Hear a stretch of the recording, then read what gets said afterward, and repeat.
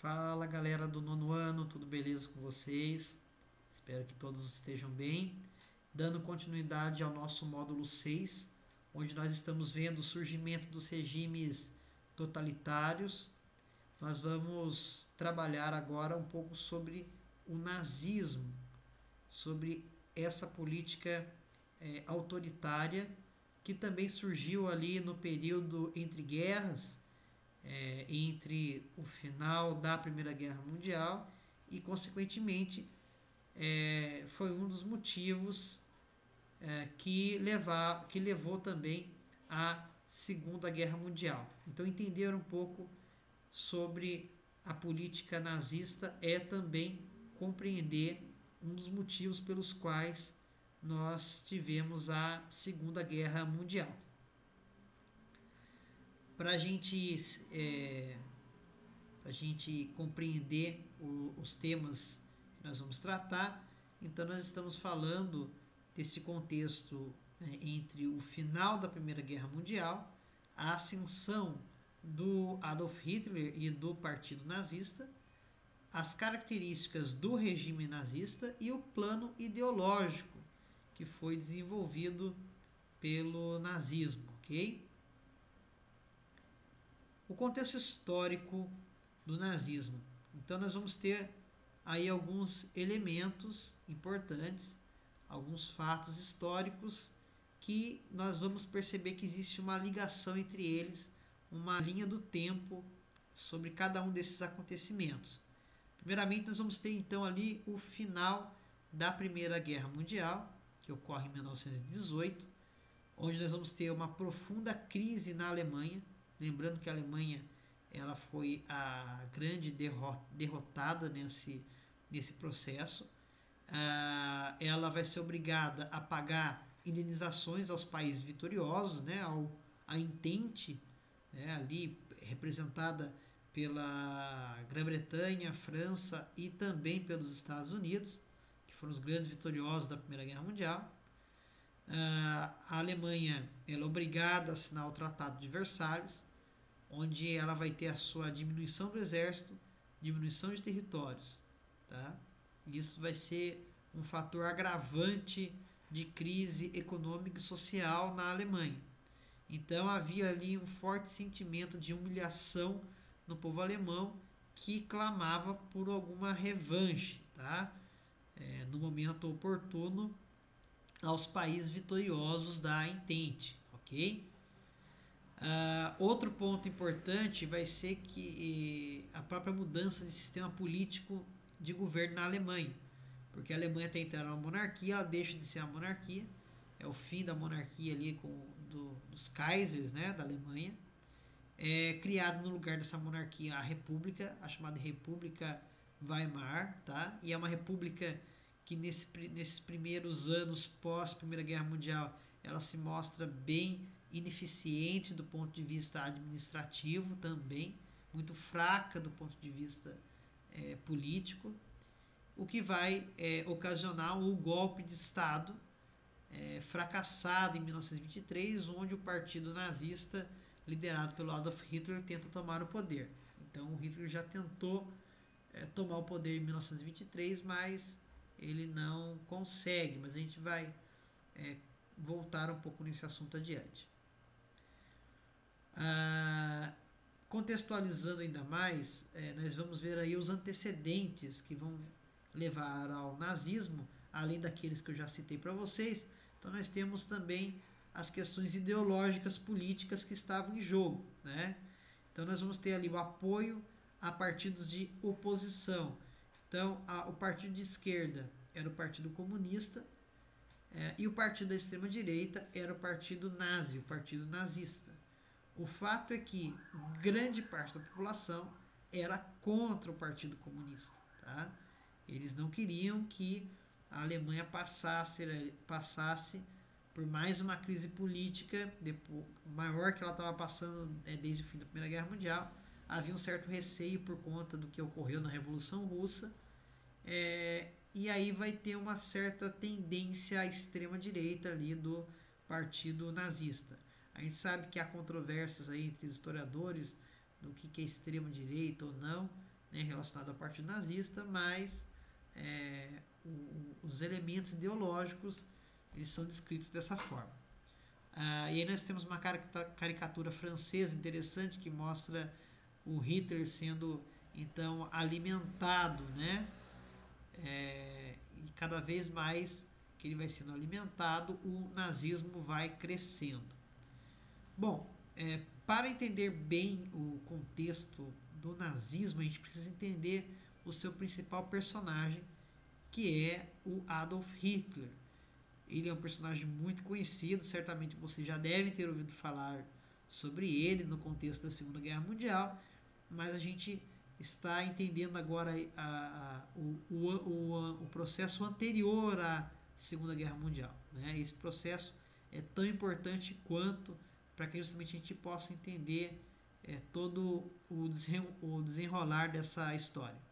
O Adolf Hitler nasce na Áustria, né, no antigo território ainda que era do Império Austro-Húngaro, né?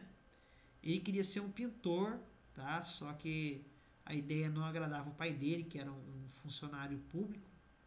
Ele ficou órfão aos 19 anos, falece ali a mãe dele, né? O pai dele faleceu, depois faleceu a mãe dele, e ele vai sentir muito a ausência dos pais, principalmente da mãe.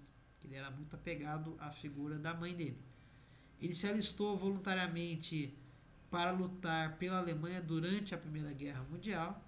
Ele vai ser um cabo na Primeira Guerra Mundial, vai ser um mensageiro, tá? Inclusive na guerra ele tinha um orgulho muito grande de estar lutando pela Alemanha na Primeira Guerra Mundial, e ele sofre na guerra, bomba de gás cai próximo a ele quase que fica cego, e ali ele passa a nutrir um ódio muito grande por parte dos países da Entente até então, né? Principalmente o pessoal da França, do Reino Unido, depois consequentemente os americanos. Ele passa a desenvolver ali uma raiva, achando que realmente essas nações ali eram culpadas pela humilhação da Alemanha, tá? Isso vai ficar evidente depois, durante a Segunda Guerra Mundial, o posicionamento dele. Ele desenvolve o patriotismo exagerado durante a guerra, né? Como eu falei, tinha um orgulho muito grande, e não aceitou a perda, né? A perda da Alemanha em 1918, né? Ele sobreviveu a 42 atentados contra a sua vida no decorrer da sua vida política. Então vocês notem que ele poderia ser amado ali por muitos daqueles que seguiam suas ideias, mas também haviam sim grupos que odiavam a figura do Adolf Hitler, né? E o interessante é que o Hitler ele terminou a guerra. Ele, como muitos outros alemães, vão sentir na carne ali o Tratado de Versalhes, a Alemanha humilhada, ele fica desempregado, e o exército alemão, de alguma maneira, fica ali utilizando os serviços dele, e ele se torna um espião, né, um espião militar, e ele começa a sondar esse partido que tinha ali como base essas políticas totalitárias, nacionalistas, né, que vai ser o Partido Nazista, tá? Ele começa a sondar esse partido. Então, na verdade, o Hitler ele não criou o Partido Nazista, tá? Ele não foi o criador do Partido Nazista. O Partido Nazista já existia. O que o Hitler faz é que, de alguma maneira, ele ingressa no Partido Nazista, e ali ele começa a se interessar por aquilo que eles falavam. Eles se encantam com aquelas falas que culpam, né, o restante da Europa da humilhação da Alemanha, culpa um grupo específico, que era o grupo dos judeus. O antissemitismo começa a ser desenvolvido aí também, a gente vai ver um pouco mais sobre isso adiante, tá? E ali então Hitler se encanta com aquelas palavras, com aquele grupo político, e resolve ingressar no Partido Nazista, e muito rapidamente, como ele tinha uma boa oratória, ele sabia falar muito bem, se expressar muito bem, ele já se tornou um dos líderes desse partido, tá certo? Bom, contextualizando então o surgimento do Partido Nazista em si, como nós já estamos vendo, nós vamos ter ali vários pontos importantes, né? Então, primeiramente, nós temos a crise de 29, que foi um fator agravante para o surgimento dessas políticas totalitárias, né? Como a gente já viu, na Itália a gente tem o fascismo e na Alemanha o nazismo. Vai ter um apoio muito forte da classe média, que vai, obviamente, apoiar qualquer medida que retirassem eles dessa situação de humilhação e de pobreza que a Alemanha estava passando. O Partido Nazista prometia então reerguer a Alemanha, né? O Hitler, nos seus discursos, ele falava muito disso. Combater a força do socialismo, então, radicalmente contra a política socialista. E ele cria então o seu livro, a sua biografia chamada Minha Luta, Mein Kampf, né? Que é um livro que fala então sobre a vida dele, enaltecendo os valores da cultura germânica, da cultura alemã. Ele se torna o líder do partido nazista. As suas palestras, as suas ideias encantam as pessoas. Cada vez mais ele falava aquilo que realmente o povo queria ouvir, né? E dá esse ânimo para a nação alemã, dizendo que eles são mais fortes que aquilo, que eles iriam superar aquilo, que de alguma maneira deveriam dar o troco então nos franceses, ingleses e americanos ali por conta do Tratado de Versalhes, tá? Assinado no fim da Primeira Guerra Mundial. Ele se torna o chanceler do governo de Hindenburg, que era um presidente que já tinha uma certa idade, né? A Alemanha ela era uma república parlamentarista, então tinha um presidente e depois um primeiro-ministro, e ele se torna então essa figura de chanceler como se fosse um primeiro-ministro, tá? Só que rapidamente o presidente Hindenburg ele governa muito pouco, ele vem a falecer, ele era um oficial prussiano que tinha combatido na Primeira Guerra Mundial, muito respeitado, e ele não gostava muito do Hitler, ele já tinha ali uma certa desconfiança das pretensões políticas do Hitler, mas como o partido dele ganhou, então ele tinha que aceitar o Hitler como primeiro-ministro. O fato é que quando o Hindenburg vem a falecer, em 1934, o Hitler, rapidamente eles fazem ali uma medida no parlamento alemão e concentra na figura do chanceler as duas funções, tanto de chefe político como de chefe de governo. E o Hitler se torna então o único governante da Alemanha em 1934, né, e vai ter esse título, né, de Führer, né, que quer dizer líder, né, como os fascistas na Itália, né, que o Mussolini era o Duce, né, o guia, na Alemanha o Führer, então o líder, na figura do Adolf Hitler, né, o líder que vai conduzir a nação à vitória, tá? E tem início então a ditadura nazista. O nazismo ele cria os seus símbolos, né, justamente para enaltecer todo o seu contexto e imaginário político, e eles vão adotar então a suástica, né, que certamente você já deve ter visto, e é um símbolo mundialmente conhecido, que hoje infelizmente foi associado de uma maneira negativa, tá? Mas a suástica ela foi utilizada por muitas outras religiões, muitos outros povos da antiguidade, né? E ele cria, ele pega esse símbolo e coloca para ser o símbolo dessa nova identidade ideológica que é o nazismo, tá? E ele acreditava então que os arianos, né, da Índia, né, tinham sido então o símbolo dessa raça superior, né? Então por isso do uso da suástica, né? E ela foi então adotada como um símbolo de uma raça superior às outras, da raça ariana, que era justamente a raça do povo germânico, que seria então a melhor raça do mundo, né? Outro ponto importante do nazismo vai ser justamente essa questão racial, né, de superioridade de raça, assim como o fascismo também vai praticar. Das doutrinas nazistas, né, nós vamos ter a raça ariana, como eu já falei para vocês. O povo indo-europeu, então, era o povo superior, tá? Na visão deles, né? Deveria fazer um controle genético, né?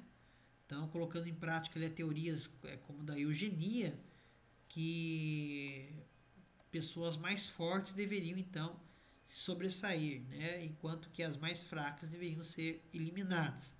Dessa forma ali, vários grupos de pessoas foram banidos da sociedade alemã, tá?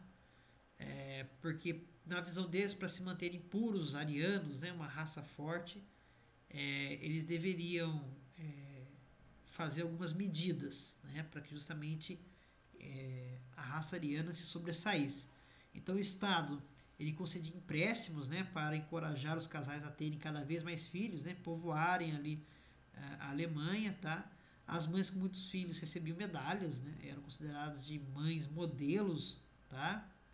Os deficientes mentais, doentes, portadores de qualquer tipo de deficiência ou alguma debilidade física, eles eram no primeiro momento abandonados, depois eles eram esterilizados, ou seja, eles não podiam ter filhos e, né, ter relações, se reproduzirem, tá? E por fim, eles foram mortos, ok? Então a política deles era justamente criar uma raça superior, tá?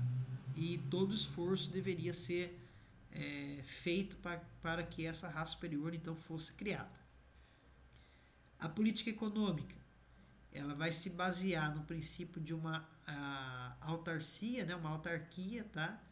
A Alemanha ela deveria ser então autossuficiente também em produtos, assim como era a Itália fascista. Ela desenvolve rapidamente a sua produção em larga escala, a ampliação do sistema industrial, vai criar vários novos postos de trabalho, justamente para garantir o trabalho das pessoas, tá? Então, principalmente ali eles vão desenvolver grandes obras públicas como autoestradas, as chamadas autobahns, tá? Desenvolve a indústria armamentista, porque outro fator predominante também do sistema político nazista vai ser o expansionismo militar, uma nação forte, uma nação que tem um exército forte. Então eles vão desenvolver a indústria bélica, né, armamentista, além das indústrias automotivas, de química, aeronáutica, elétrica, vão investir pesado nas ciências também, né, no estudo das pesquisas científicas. As mulheres deveriam tratar dos assuntos domésticos, justamente para que os homens pudessem se sobressair ali nas atividades, né, laborais, né, de trabalho. E a outra medida que o Hitler vai fazer, que os nazistas vão fazer, é justamente a reconstituição do exército e da força aérea, ou seja, eles vão então romper com aquilo que eles mesmos assinaram no Tratado de Versalhes e vão simplesmente ignorar e reequipar o seu exército, aumentar o número de soldados, vão melhorar a marinha de guerra, né, a Kriegsmarine, e também vão criar a Luftwaffe, que vai ser a força aérea alemã, muito temida ali durante a Segunda Guerra Mundial. Como eu falei para vocês, né, da política econômica, eles vão criar as Autobahns, que vão ser as primeiras grandes rodovias do mundo, tá? O modelo deles, inclusive, é que vão inspirar o modelo das rodovias em vários lugares do mundo, inclusive aqui no Brasil, posteriormente. A propaganda nazista vai ser outro elemento importante para a manutenção da própria política nazista. Então a propaganda ela era intensa, apoiada em tecnologias extremamente modernas para a época, tá? Nós vamos ter ali a ampliação do sistema de rádio como fonte de comunicação. O gabinete de propaganda ele controlava todas as emissões, tudo aquilo que ia para a mídia daquela época, né? Para o rádio, mídia impressa, né? Ainda não havia não havia televisão ainda nessa época. E não se ouvia emissões estrangeiras, então era proibido qualquer transmissão estrangeira na Alemanha, ok? E o Hitler vai ter um aliado muito importante na questão da propaganda, que vai ser o seu ministro da propaganda depois, né? O Joseph Goebbels. E o Goebbels, ele era muito esperto, muito inteligente nessa condução, tá? Da propaganda, que durante muito tempo favoreceu a imagem do nazismo. Também vai utilizar o cinema para essa ideia de propaganda, né, com grandes produções cinematográficas na época, enaltecendo elementos da cultura alemã, enaltecendo o povo alemão, enaltecendo a figura do Adolf Hitler, tá? Jornais e revistas eram alvos de censura, né? Então, é claro, não podiam escrever nada contra o governo, né? Apenas notícias favoráveis que eram publicadas, né? Favoráveis ao regime nazista. E é claro, havia um controle muito grande de tudo aquilo que era circulado ali nos cartazes, em propagandas, né? Que eram colocadas em locais estratégicos, geralmente sempre enaltecendo a figura do povo alemão. Tá? Bom, quais eram então as características gerais do nazismo? Né? Primeiramente, a gente tem a política do totalitarismo. O Estado forte é aquele que não reconhece limites, né? Então tem uma personalidade forte, né? E é um Estado autossuficiente, produz ele mesmo, não depende dos outros. É um Estado antiliberal, né? O antiliberalismo, tá? Ou seja, o governo regula toda a economia, não há uma liberdade de mercado. É anticomunista, então assim, é profundamente ligado a grupos capitalistas, mas não é um capitalista liberal, né? Vamos dizer assim, e persegue os grupos comunistas, né? São opostos politicamente, ideologicamente, enfim. É um Estado nacionalista, sentimento forte de valorizar a nação, elementos culturais da nação, tá? Enaltecendo a própria cultura sobre os demais povos e também pratica o racismo, né? Então é uma ideia de discriminação, né? Com bases biológicas, referências biológicas ali de que há um povo superior ao outro, né? No caso o povo alemão era superior ao outro. Bom, é isso. Essa é a nossa ideia geral do que era o nazismo. Vocês notam que é muito parecido com o próprio pensamento fascista, né?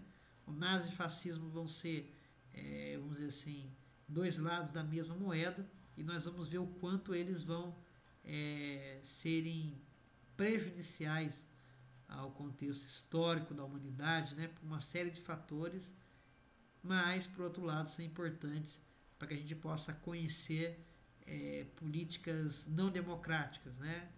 Infelizmente a história conseguiu superá-los também, tá?